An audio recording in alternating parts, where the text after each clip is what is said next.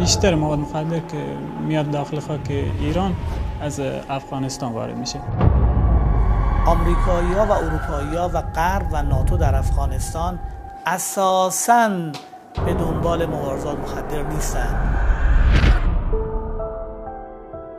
سهم دنیا از مقابله با مواد مخدر خیلی محدود و اندکی.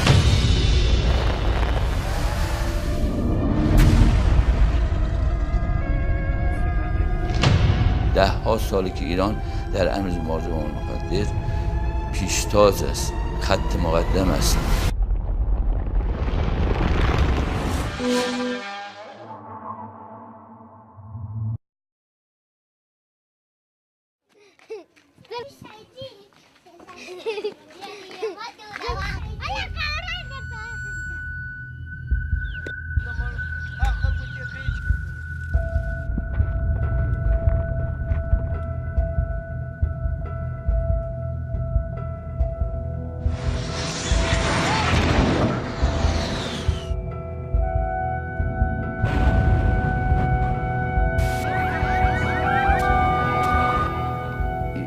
You know, a person who said that we will defend our country and defend our people. The most important job for the President of the United States is defend our people from attack.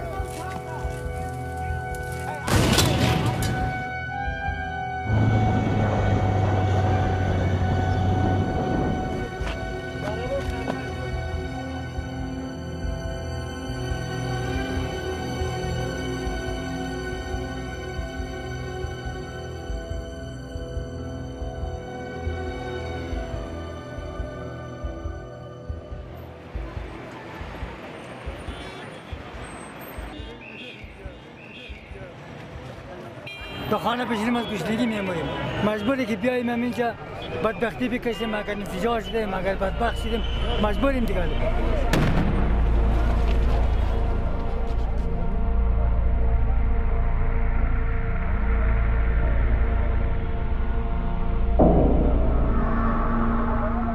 I'm very worried because worried about the future is not the Taliban, it's not terrorists, because the Taliban and terrorists, they can be contained.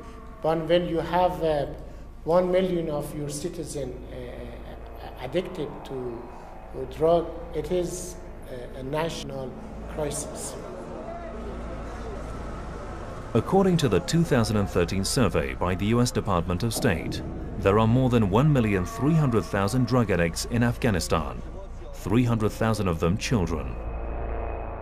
It's been predicted that the number will double in the not-too-distant future.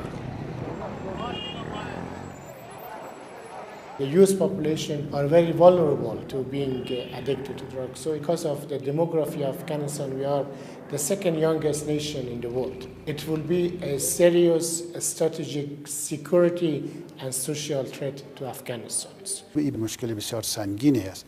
کشورهای دیگه اگر معتاد دارند آمار بیشتر یا کمتر توانمندی‌هایش هم دارند. کشورهایی هستند که آسیب ندیدن، جنگ ندیدن و ایرانی را ندیدن، مشکل اقتصادی ندارند. توان نداریم که بچه‌ها رو گوشت بدیم. اما چیزایش هم بسیار زحمت برایشون پیدا آمد. هر کس خود بر خود دیگه بر قوم خود. ما خود نه قوم ما پولدار هستن، نه خبر داریم، نه در ما رسیده کدام یک بجواردم در ما نرسیده.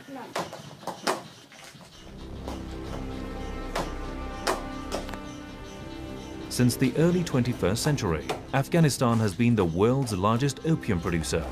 That's while in the early 1980s, poppy cultivation in this country was very limited and only for domestic use.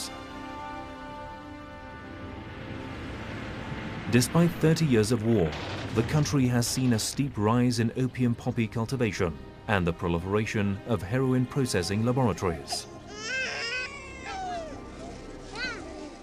The question is, what can link war in this war-stricken country to growing poppies?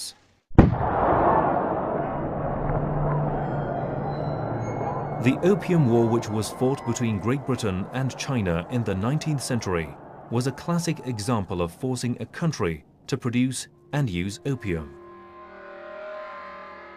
But in our time, war and opium were glued together once again in the Golden Triangle, a group of 3 countries in Southeast Asia: Myanmar, Laos, and Thailand.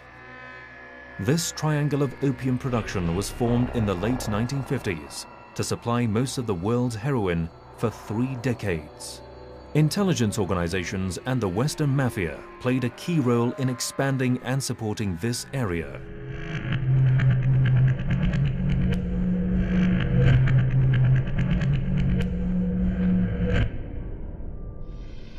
The aim was to finance the Vietnam War through drug trade. As the war came to an end, poppy cultivation in the Golden Triangle went down drastically. The drug mafia needed a new land and labor for opium production.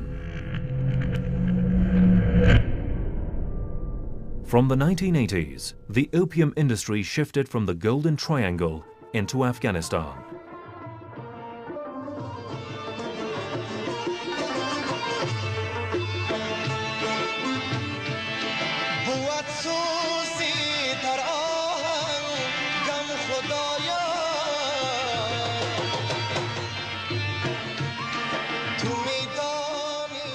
The shift was made after the Soviet invasion of Afghanistan.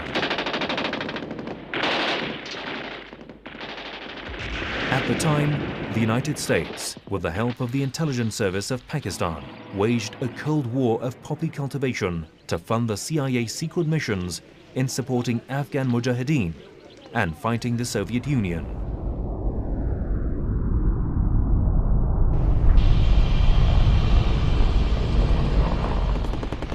In 2 years, the border areas between Afghanistan and Pakistan became the world's biggest producer of heroin. And Afghan leaders and local groups on Pakistan border and later in the south of this country set up thousands of heroin processing labs. In Pakistan, the number of drug addicts from nearly 0 in 1979 surpassed 1,200,000 in 1985. Opium production soared non-stop even after the Soviet Union withdrew from Afghanistan.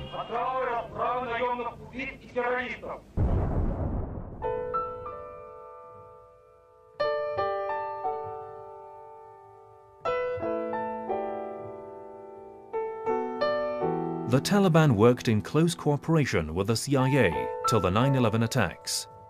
However, after NATO won the 2001 war, a number of prominent Afghans met in Bonn, Germany, to develop a plan to re-establish the state of Afghanistan. The result was the Bonn Agreement. As part of that agreement, the Blair government was designated to address counter-narcotics issues in Afghanistan. The Taliban was blamed for producing and smuggling drugs.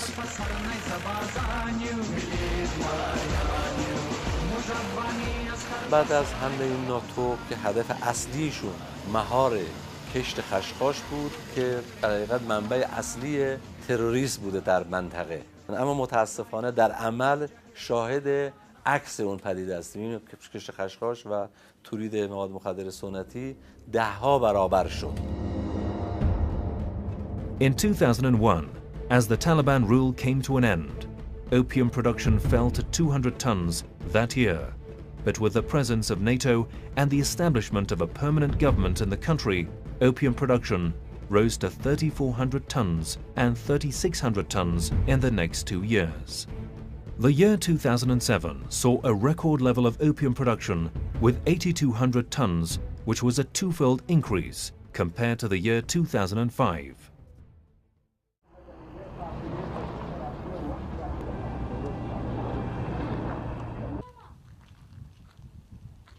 For years, it was assumed that devastating wars and political instability were the root causes of opium production during the Taliban rule. But as statistics show, neither NATO nor the central government in Afghanistan could bring the production to a halt.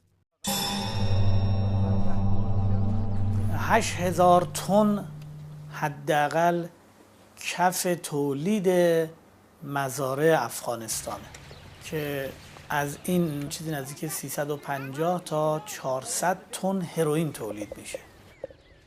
According to the 2013 annual report of the United Nations Office on Drugs and Crime, the UNODC, poppy cultivation has increased 36% in provinces of Farah, Helmand, Kandahar, and Uruzgan in the south and east of Afghanistan. That's while opium production has increased 50% compared with the last year. The main problem is only in 1/3 of the provinces which happen to be neighbor of Pakistan's. And those provinces, the Afghan governments and the international community, they do not have sufficient presence. Why has this area developed such potential for producing 3/4 of the world's opium? Some believe that insecurity, opium and terrorism have formed a sinister triangle in the country. And before anything else, measure must be taken to restore security and order in the country. But neither NATO nor the central government has been successful in this regard. Why?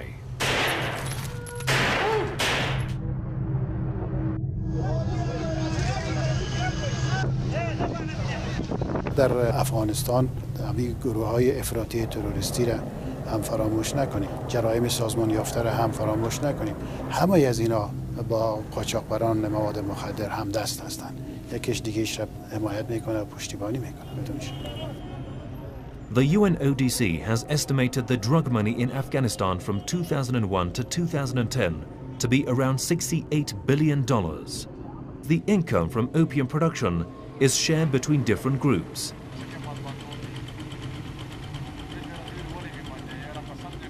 Again, according to the UNODC, $2 billion in opium profits goes into the pockets of the groups inside Afghanistan, and $66 billion goes to the drug mafia outside the country. That's while around $200 million goes to the armed insurgents. So 3 different groups catch fish from the murky water. First, the powerful drug mafia outside Afghanistan. Second, the Taliban and armed insurgents. And third, Afghan drug traffickers and farmers.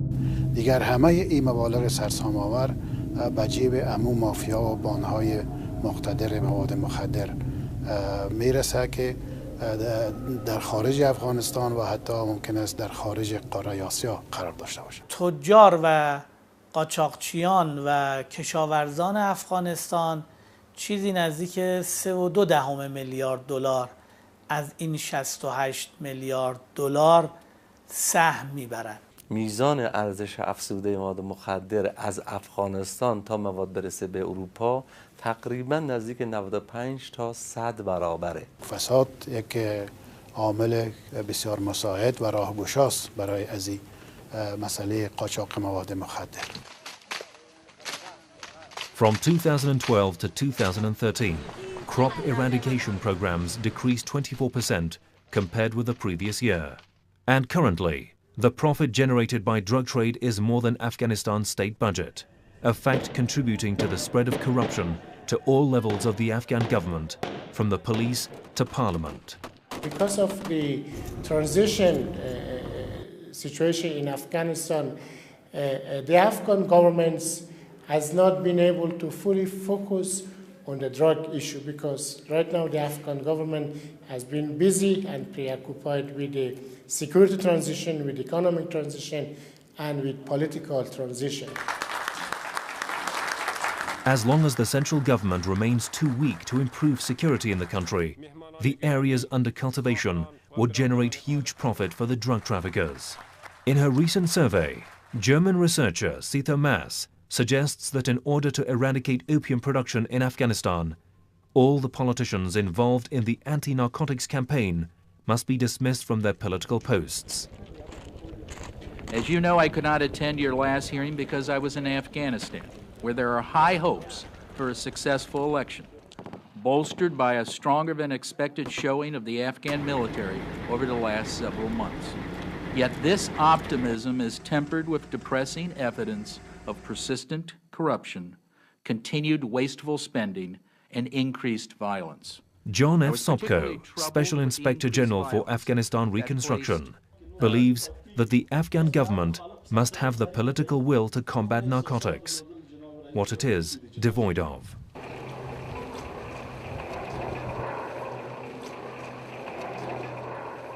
As with the question of the drug, corruption is a multifaceted challenge and problem. So if we tackle the corruption in Afghanistan, it will produce dividend in our ability to tackle the drug issue. So the two are interconnected, as also the question of terrorism, also these another interconnected factors with the drug and with the corruption.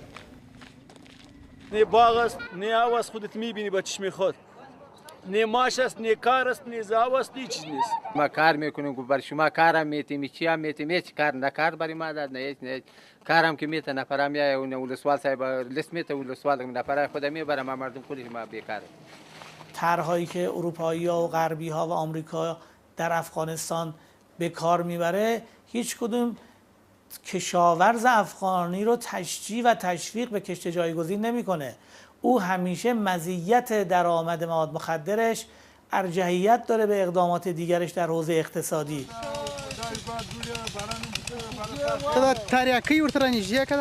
Perhaps the best way to eradicate opium production in Afghanistan is to steer farmers away from drug trade towards alternative, legitimate crops like grapes, wheat, and saffron.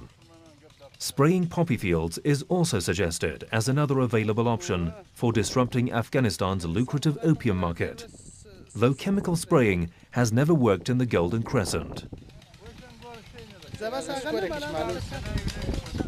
Experts believe that it is lax security in Afghanistan that gives the Taliban a free rein to cultivate poppies and smuggle drugs. One important reason for both the production and the consumption of the drug is the question of poverty. Poverty provides the context, the excuse, and the attractiveness for some farmers in Afghanistan. The majority of Afghan farmers work for big landlords, and the meager wages they earn are barely enough to get by. What's more, the lack of other viable options makes them work on poppy fields. Some farmers even have to marry their young daughters to their debtors. Opium trade accounts for 35% of Afghanistan's GDP. Against such a backdrop, poppy crop eradication is just chasing a mirage.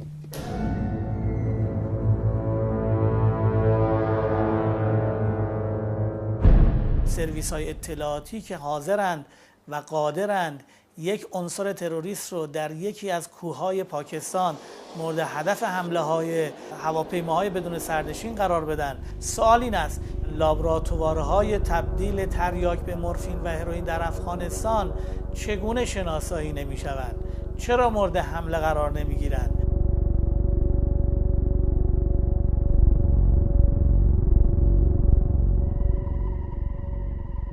This is actually taking your face away from the reality because they are attacking some other targets for insurgencies and Islamism and things like that. And international forces, when I talk to them, they say our mandate is not poppy eradication. Our mandate is fight against terrorism. So we will fight against terrorism. They will not touch the farmers or things like that. He said this is not our mandate.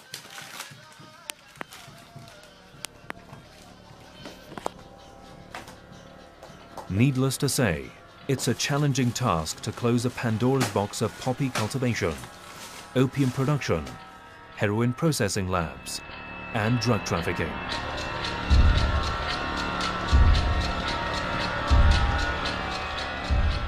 No doubt poppy cultivation is done inside Afghanistan, but heroin processing equipment cannot be manufactured there. It's no secret that NATO forces in the Golden Crescent turn a blind eye on farmers' activities, at least not to make enemies out of them. Many people were worried that if international community leaves Afghanistan, there might be a vacuum, there might be a civil war.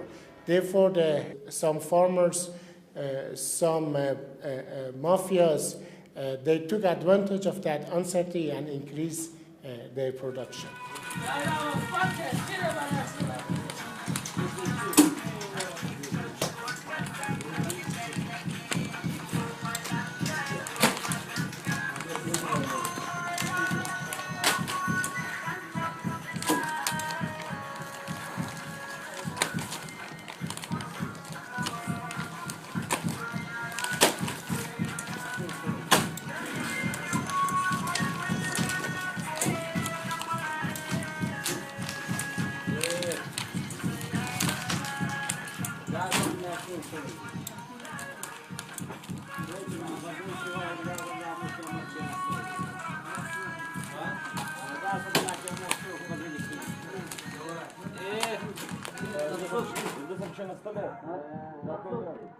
Experts say that opium production and export have increased considerably since the fall of the Taliban.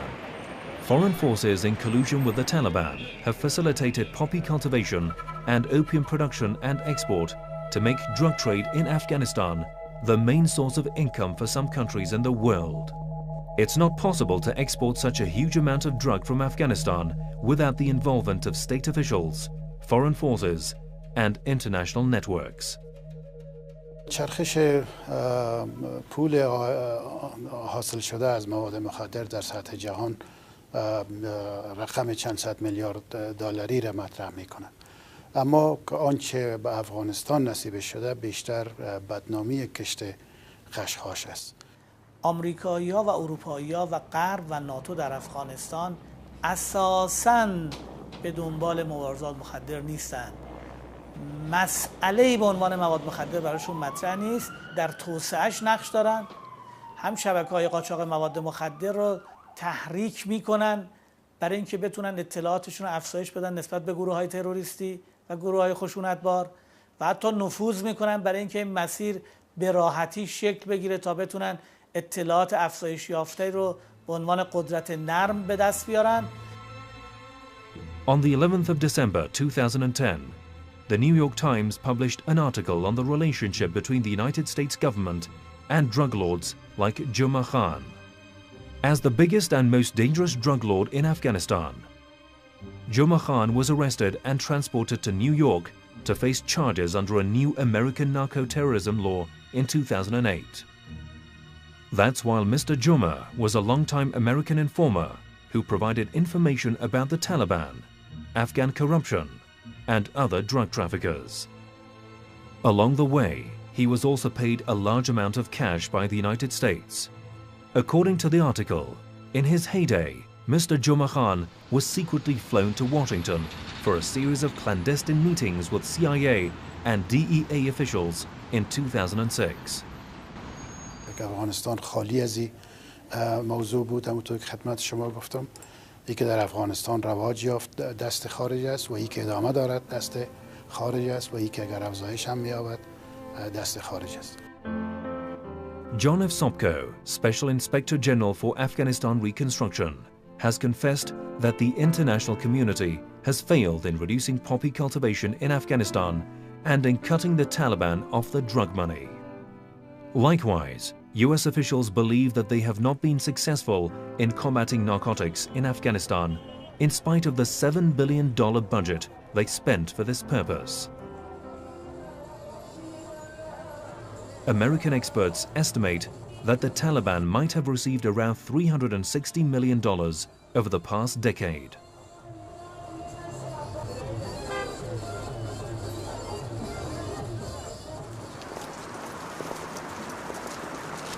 European countries are the biggest consumers of Afghan-produced heroin. Narcotics production in Afghanistan is growing at an alarming rate. Apart from the local Afghans, people in neighboring countries and those located on the transit route used for smuggling those drugs to Europe are affected.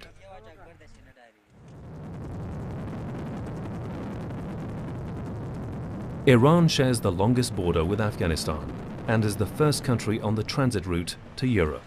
And as a result, it has incurred huge human and financial costs.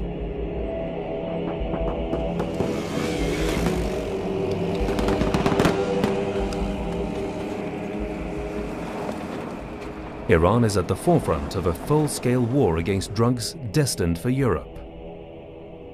The more the drugs produced in Afghanistan, the more difficult the job for Iran and the more the perils against the security of Europe. There's definitely a lot of stuff on the boat. Looks like it might be dumped. The annual income from organized crime and illegal drug trade in Europe is estimated at 230 billion euros. All kinds of illicit drugs are used in Europe, from cocaine to hashish to psychedelic substances. But above all, Europeans are the world's biggest consumer of heroin. Europe is a lucrative market for illegal drugs. Most of the 88 tons of heroin consumed in the continent originates from the Golden Crescent, the space between southern Afghanistan and northern Pakistan. The area where NATO troops are fighting the Taliban. The area home to the world's biggest poppy and hashish fields. اگر تقاضا نباشه، اگر احتیاط نباشه، طبیعی است که در افغانستان هم کشته صورت نمیگیره. Afghanistan is the world's biggest producer of opium and heroin. Of the 380 tons of heroin produced in the country every year, 26% is smuggled into Europe, 21% to the Russian Federation, and the rest to other countries.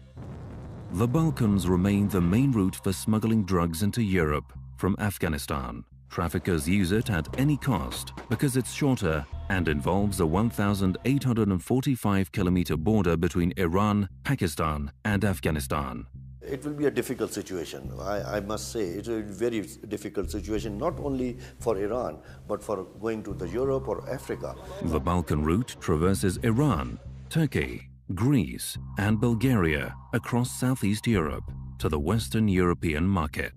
Iranian guards are at constant war on the country's eastern borders with Afghan and Pakistani smugglers. And on the front line of the combat to prevent illicit drugs from making it to Europe is Iran's Sistan and Baluchistan province. Despite that, the drugs make it through because there's a lot of money involved, and those who are in it for the money are prepared to risk their lives for it.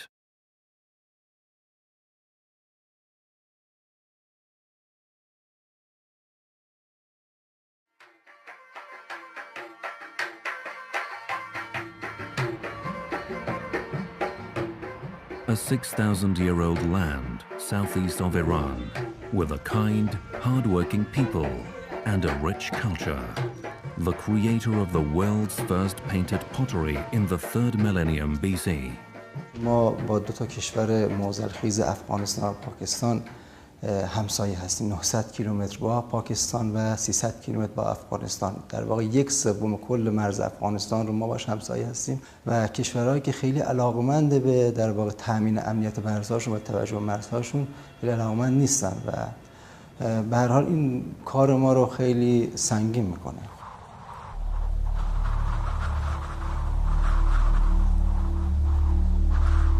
Because it's on the Golden Crescent, the illicit drugs trade has imposed an unwanted war upon it.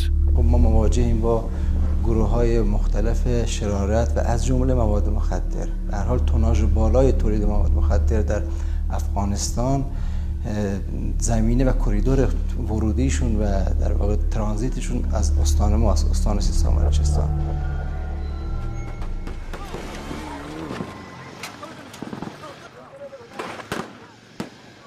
خیلی از قتل‌های داخل استان ناشی از معاملات مواد مخدره. محموله کشف میشه، حالا اینا شک میکنن به بعضی از افراد و اقدام مسلحانه علیهشون انجام میدن. نگاه کن این حساب ما جریان 330 کیلو تریاک نمیدونم شوهر تو بردشون یا دیگری شوهر ما کار نبوده، شوهر ما کار نبوده. رنده سرشون خواهید عدا در نیار.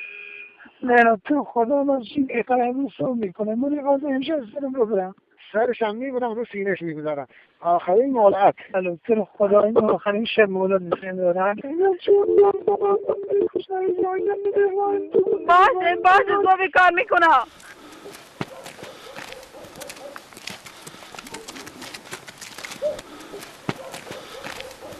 ما الان تقریبا 6 گروه تروریستی فعال داریم. فعالیتشون اونور مرز هست. منتها به هر حال از شنگای میان داخل و اقداماتی رو علیه نیروها و مردم انجام میدن. It's a vicious cycle. Drug trafficking gives rise to terrorist groups.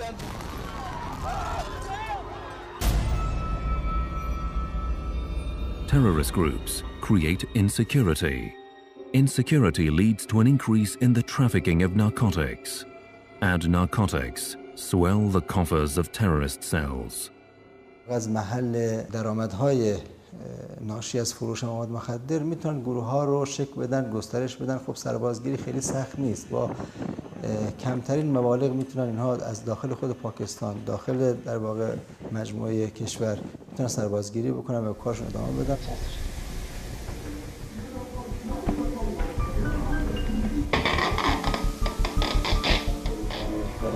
امروز من خودم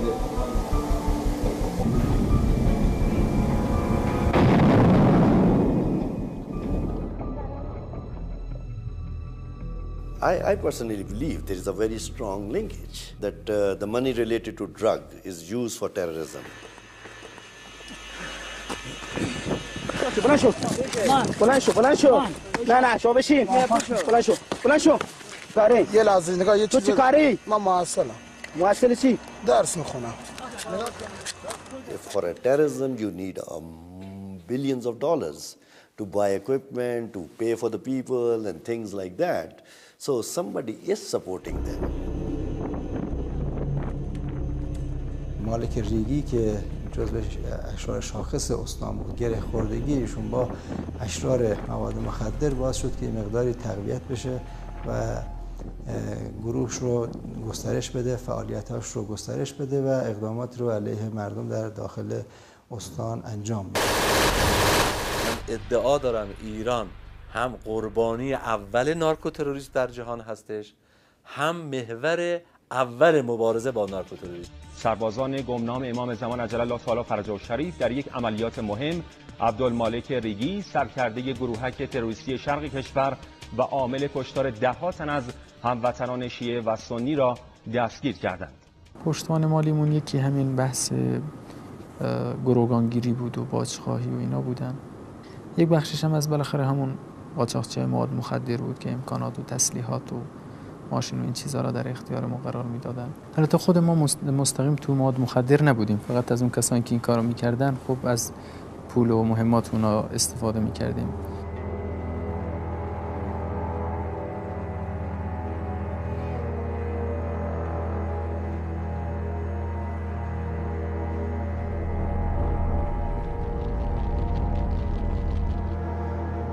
An all-out war, a war spanning Iran's eastern borders, next to a beautiful ancient land. Afghan drugs have to make it to the lucrative European markets. Millions of euros are involved.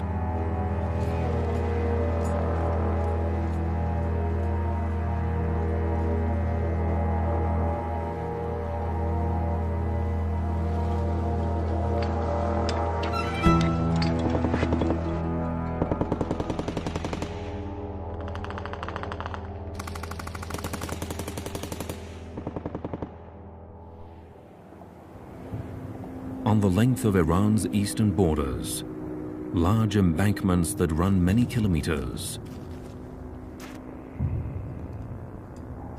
multi-layered barbed wire fences, massive concrete walls, hundreds of security cameras, advanced tracking systems,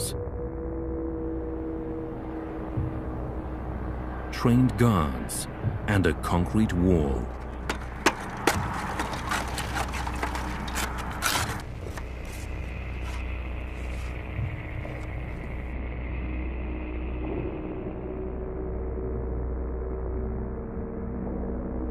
ما بر هم مرز خودمون 600 کیلومتر رو تونستیم انسداد انجام بدیم. در حوزه سیستان کامل شده و حوزه سیستانی که در گذشته کاروان‌های مواد مخدر 40 خودرو و 50 خودرو تردد می‌کردن، الان نفری و کوله‌باریه، یعنی خیلی محدود شده، خیلی بسیار محدود شده.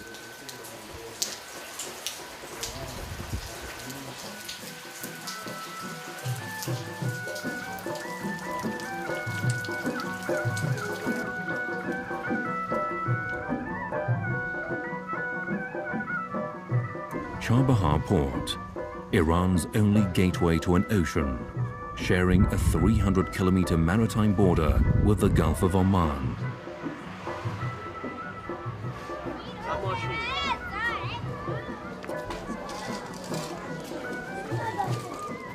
A beautiful city with warm-hearted people whose only means of livelihood is maritime transport and fishing.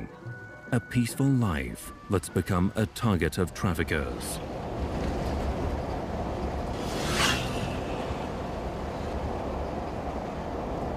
مرزهای خاکی ما محکم شدن، تمام قاچاقچیان مواد مخدر رو آوردن به دریا. ما الان هم اینجا دریایی داریم که دریای آزاد با چند مایلی به آبای آزاد وصل میشه.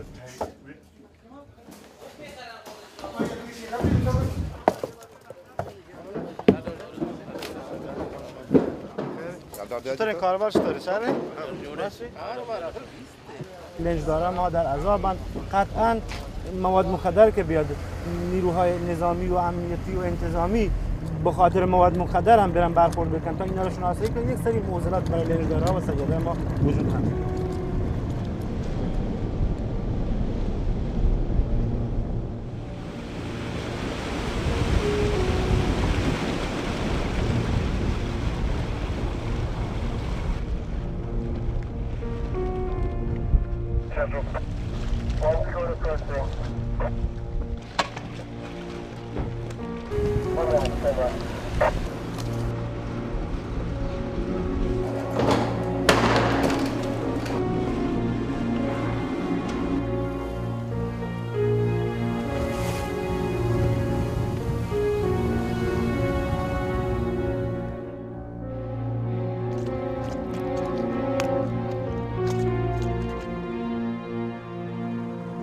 Another route, another insecurity, war on another front, the lull before the storm. This cannot be solved before problems in Afghanistan to find a solution. The other measures, police measures, certainly have to occur, but I fear that there will no real change before the situation in Afghanistan can change, and there will be a solution also for all these farmers who are producing, who are living on the poppy seeds.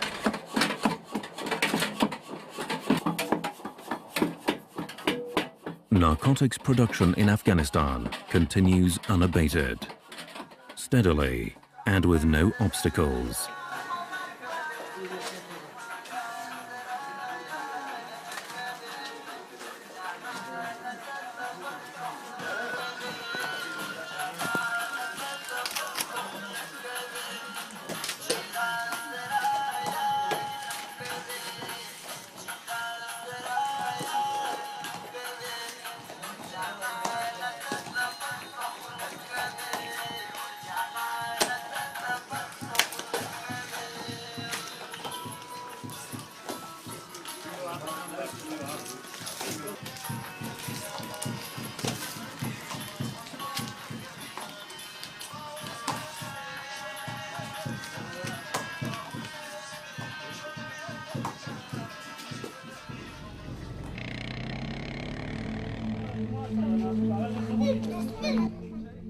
The drugs produced in Afghanistan are transited to Europe via different routes.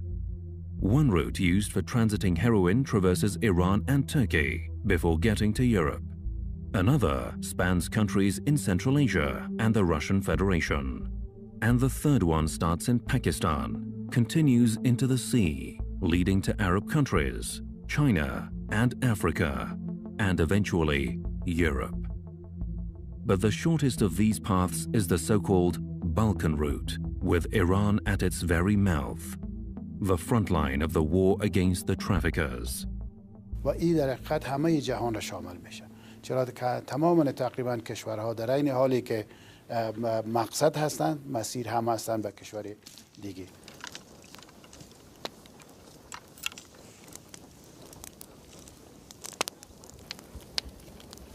اینجا چون به خاطر نزدیکی اولش که نزدیکی با مرزه، چون همجواره با افغانستان و پاکستان که اونجا مواد مخدر خیلی تولید میشه، دیگه از اونجا باید بیاد تو خاک ایران.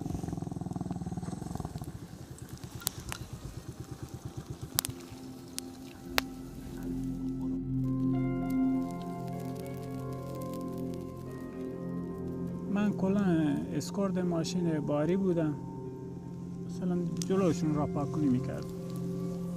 راهپاکنی مثلا 2 ماشینه، یه ماشین که بار داره، یه ماشین هم که مثلا 5 کیلومتر 10 کیلومتر جلوتر میره، اون مسیری که دارن اون نگاه میکنه، هر جا مثلا مأموری راهزن چیزی باشه اون براش زنگ میزنه که تو مسیر چنین جریانی هست، اون دیگه نمیاد، اون ماشین باری دیگه اصلا تو مسیر نمیاد.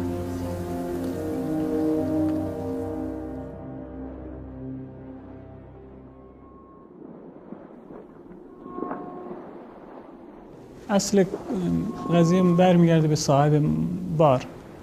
که اون مثلا از افغانستان خرید میکنه دیگه، بعد خودش کرایه کش داره میاره مثلا داخل خاکیه.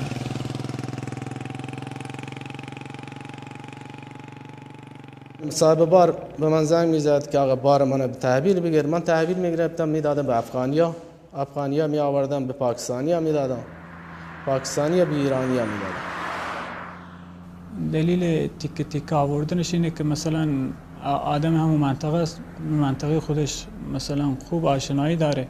بعضی مثلا آدمی که تو سراوانه همون منطقه سراوان رو میدونه، آدمی که تو خاشه این منطقه خودش رو میدونه و آدمی که تو ایران شهره این منطقه خودش رو میدونه.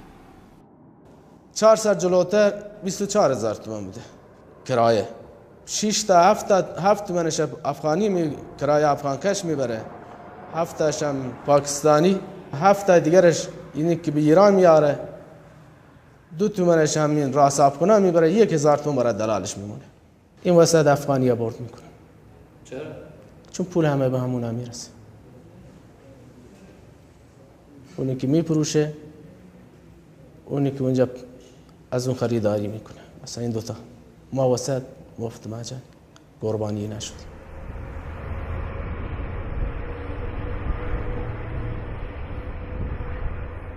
Despite all the controls in place, part of the narcotics cargo makes it past the Iranian border. The war has to be taken to impassable mountain tracks, gorges, and paved roads.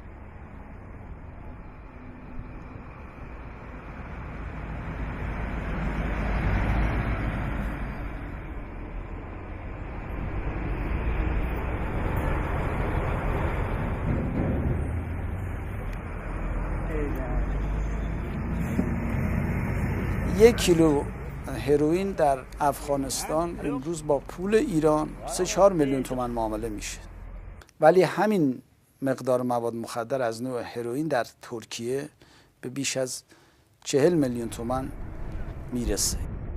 لذا نشون میده که این مسیر یک مسیر پرخطری است برای قاچاقچیان.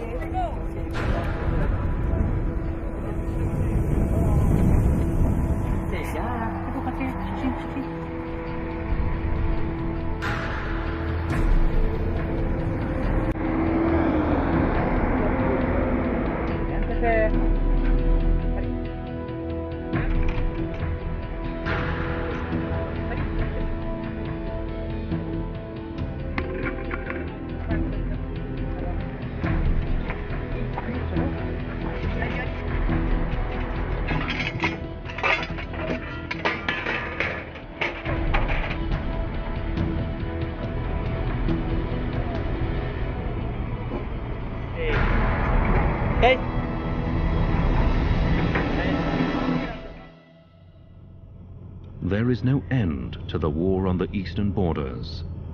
The traffickers possess heavy, high-tech weaponry. Their financial and human losses are quickly replenished.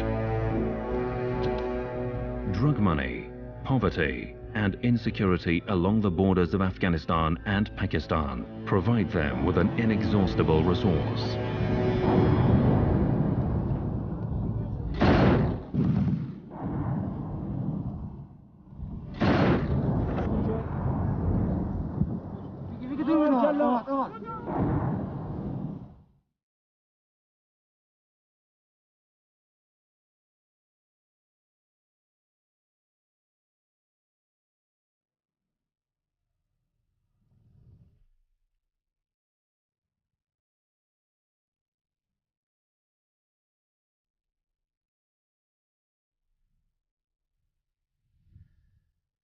تنها پلیس نزدیک به 430 تن انواع مواد مخدر رو در 10 ماهه گذشته کشف کرد. بیش از شاید 70%ش به سمت سایر کشورها در حال ترانزیت بوده. سرباز کی هستیم؟ فقط سرباز ایران نیستیم، ما سرباز جهان هستیم. یعنی در واقع از اقدامات ما اروپایی‌ها هم دارن منفعت میبرن، به خاطر اینکه جلوگیری میکنیم از در واقع انتقال مواد مخدر به کشورهای اروپایی و اونها باید اینو ببینن، اینو باید حس بکنن.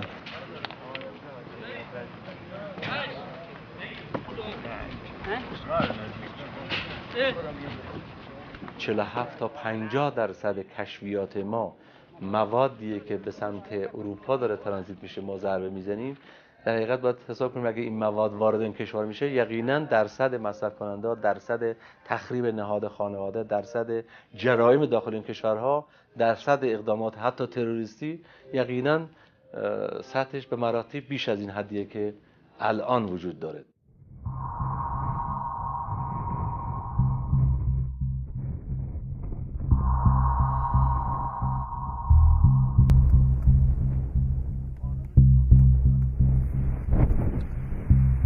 The last battleground is the western borders. The same precision, the same discipline, the same war, all to prevent the drugs from reaching Europe. برآورد شده در سال 83 12 میلیارد دلار خسارت اقتصادیه که اگه بخوایم همون آمار رو الان هم داشته باشیم، تورم هم در نظر نگیریم، در حقیقت یه چیزی نزدیک به روزانه 100 میلیارد تومان هزینه داره میشه.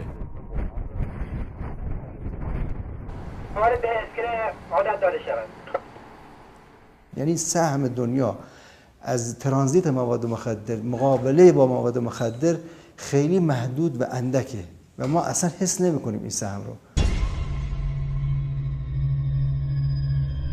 4,000 martyrs, 12,000 wounded during an ongoing 35-year war against the drug traffickers. Who's going to answer to the victims' families? خانواده اروپایی زمانی دردمار احساس میکنه که فرزندشون در یک از کشورها کشته میشه، مثلا در افغانستان کشته میشه.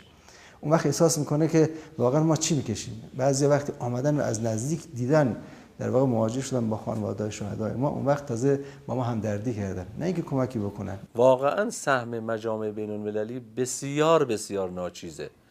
نه تنها سهمی نداشتن خصوصا تو این چند سال اخیر، به ویژه با تحریم ها محدودیت در راه مبارزه ایجاد کردن. Why should Iran be at the forefront of the combat on Afghan drugs bound for Europe? Why should Iran make the biggest heroin bust in the world? Why should Iran pay the price for NATO and the Afghan government's ineptitude in fighting drug production?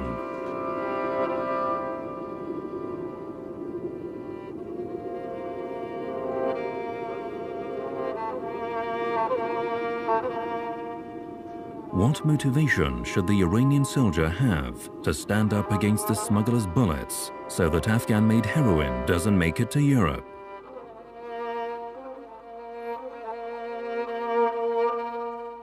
If Iran gives up the war on drugs, how will Europe deal with the aftermath? خب اگر اینها نباشه ما این همه توان و انرژی که برای این موضوع گذاشتیم می‌ذاریم برای عمران آبادانی استان خودمون. یعنی تمام انرژی ما محدود شده، بخش عمدهش استان شده یه استان امنیتی که واقعا استان امنیتی نیست. استان قابلیت و توانمندی‌ها بسیار بالایی داره.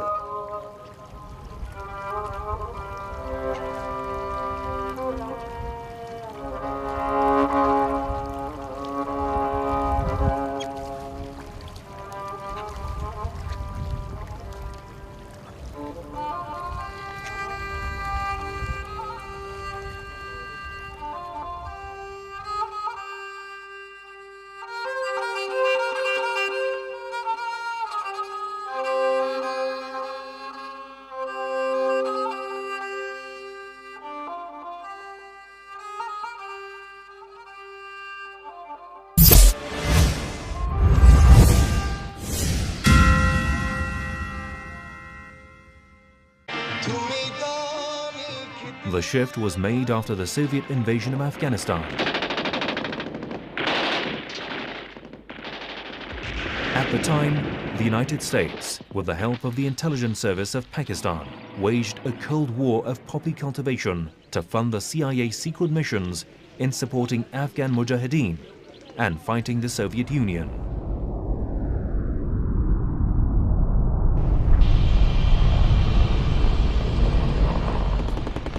In 2 years, the border areas between Afghanistan and Pakistan became the world's biggest producer of heroin.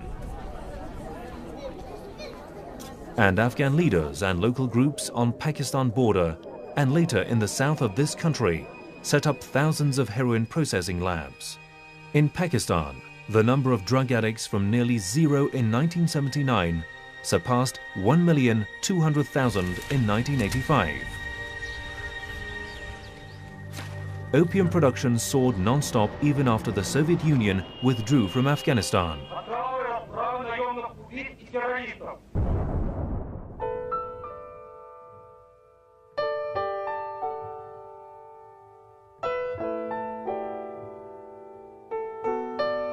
The Taliban worked in close cooperation with the CIA till the 9/11 attacks. However, after NATO won the 2001 war, a number of prominent Afghans met in Bonn, Germany. بیشتر مواد مخدر که میاد داخل خاک ایران از افغانستان وارد میشه. آمریکایی‌ها و اروپایی‌ها و غرب و ناتو در افغانستان اساساً به دنبال مبارزات مخدر نیستند. سهم دنیا از مقابله با مواد مخدر خیلی محدود و اندکی.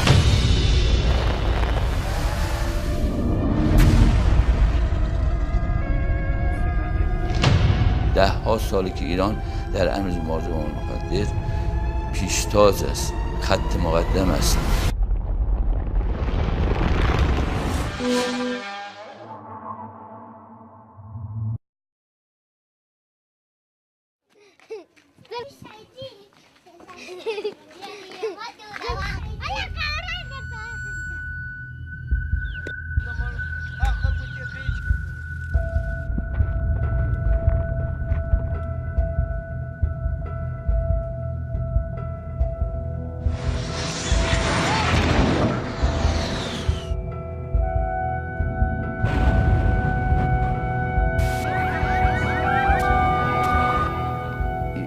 You know, a person who said that we will defend our country and defend our people. The most important job for the President of the United States is defend our people from attack. Opium War, which was fought between Great Britain and China in the 19th century, was a classic example of forcing a country to produce and use opium. But in our time, war and opium were glued together once again in the Golden Triangle, a group of 3 countries in Southeast Asia: Myanmar, Laos, and Thailand. This triangle of opium production was formed in the late 1950s to supply most of the world's heroin for 3 decades. Intelligence organizations and the Western Mafia played a key role in expanding and supporting this area.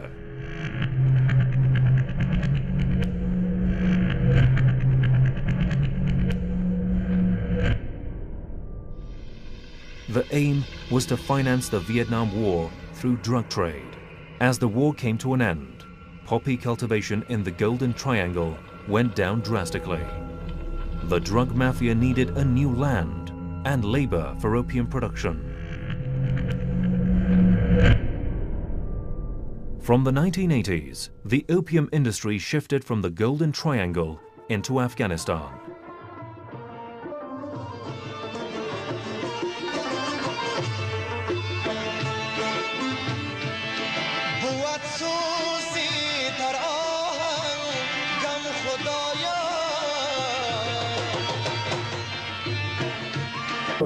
To being addicted to drugs. So because of the demography of Afghanistan, we are the second youngest nation in the world. It will be a serious strategic security and social threat to Afghanistan. این مشکل بسیار سنگینی است. کشورهای دیگه اگر معتاد دارند آمار بیشتر یا کمتر توانمندی‌هایش هم دارند. کشورهایی هستند که آسیب ندیدن، جنگ ندیدن و ایرانی را ندیدن، مشکل اقتصادی ندارند.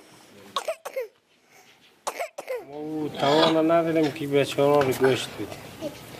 اما چیزایش هم بسیار زحمت ما برشون پیدا می‌کنه.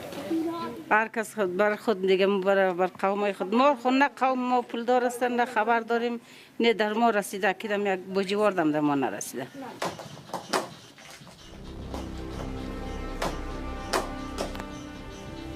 Since the early 21st century, Afghanistan has been the world's largest opium producer, That's while in the early 1980s, poppy cultivation in this country was very limited and only for domestic use. Despite 30 years of war, the country has seen a steep rise in opium poppy cultivation and the proliferation of heroin processing laboratories. The question is, what can link war in this war-stricken country to growing poppies?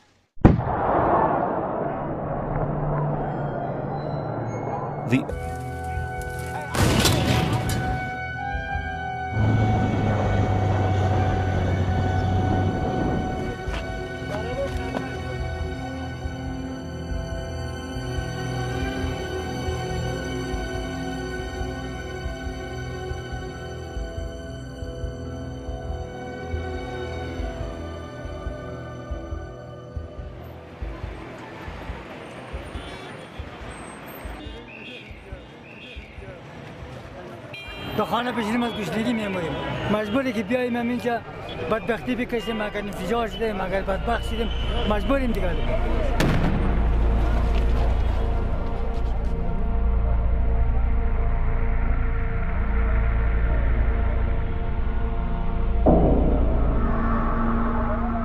I'm very worried because worried about the future is not the Taliban. It's not terrorists because the Taliban and terrorists, they can be contained. But when you have 1 million of your citizens addicted to drug, it is a national crisis. According to the 2013 survey by the US Department of State, there are more than 1,300,000 drug addicts in Afghanistan, 300,000 of them children. It's been predicted that the number will double in the not-too-distant future. The youth population are very vulnerable.